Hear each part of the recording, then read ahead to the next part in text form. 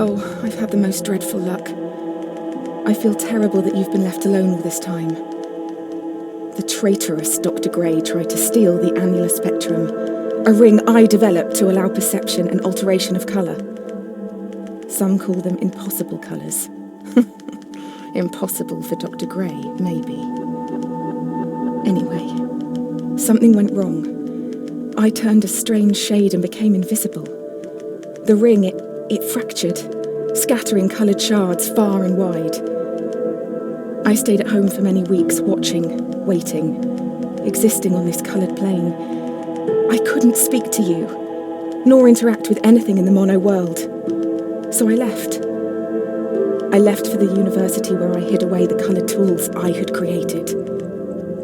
I pray you have found what is left of the ring.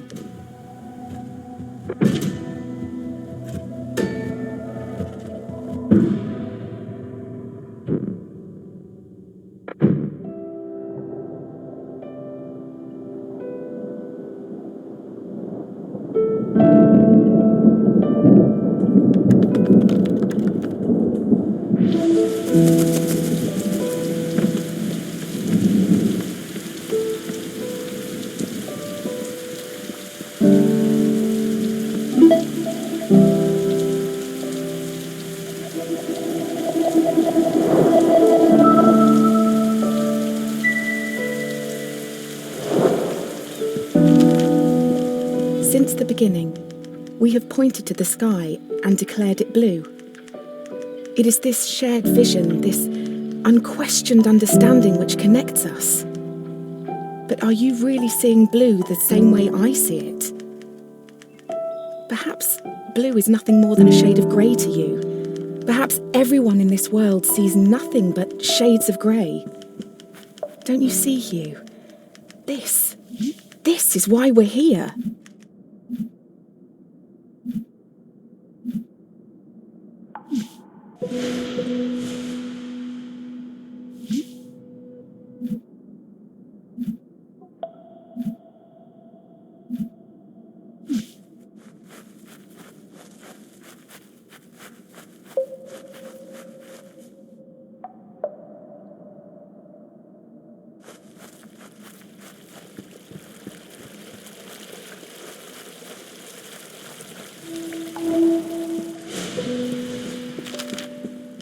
When you enter a cave expecting a waterfall, the chances are your expectations will be met. But if you discard those expectations, don't you think instead the cave will be full of surprises?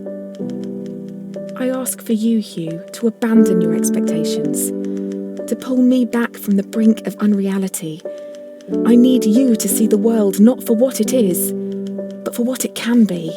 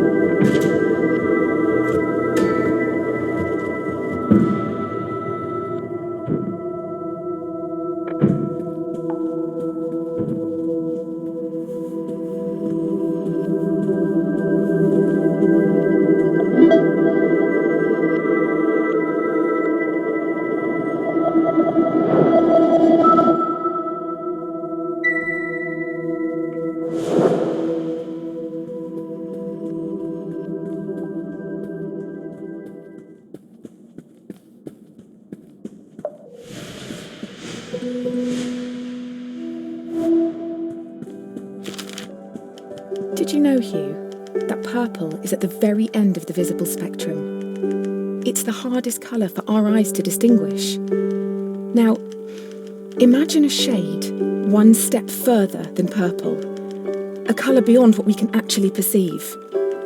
We call these impossible colours. And I fear that this is where I currently reside. If reality is rooted in our perception, and you cannot perceive me, do I even exist to you? I'm sure that I do. I mean, you're reading this letter, or at least I hope you are. I'm sorry, but existing in this strange state of impermanence does funny things to you, Hugh. It makes you question what is real.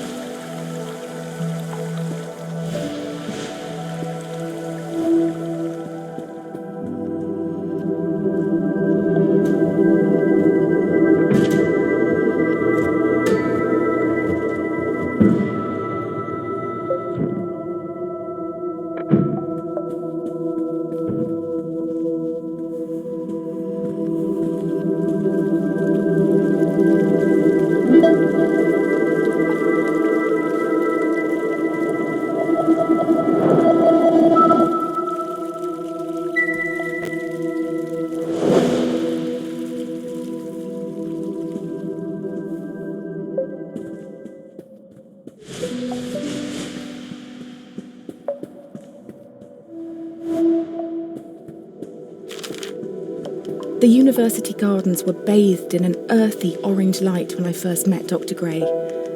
Summer had come and gone, and a cold autumnal crispness had caught me off guard.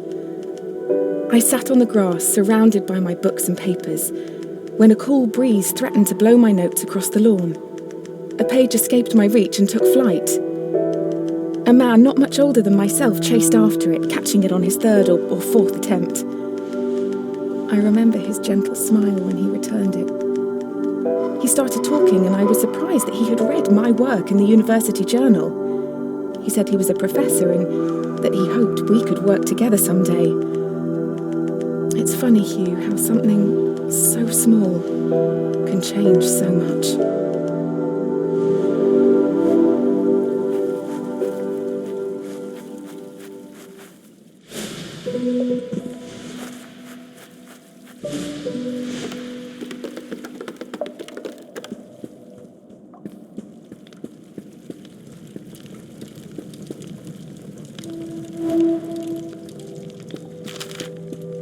Dr. Gray soon became my assigned mentor, and I can't help but feel he somehow had a hand in it. Our fires burnt brightest when we worked together. It felt like we could achieve anything. We discovered more about colour than I could ever have imagined. We split light, mapped spectrums, we painted, we laughed. We worked long hours, and soon our goal became all-consuming. We were vessels. The work became more important than us, and we knew it.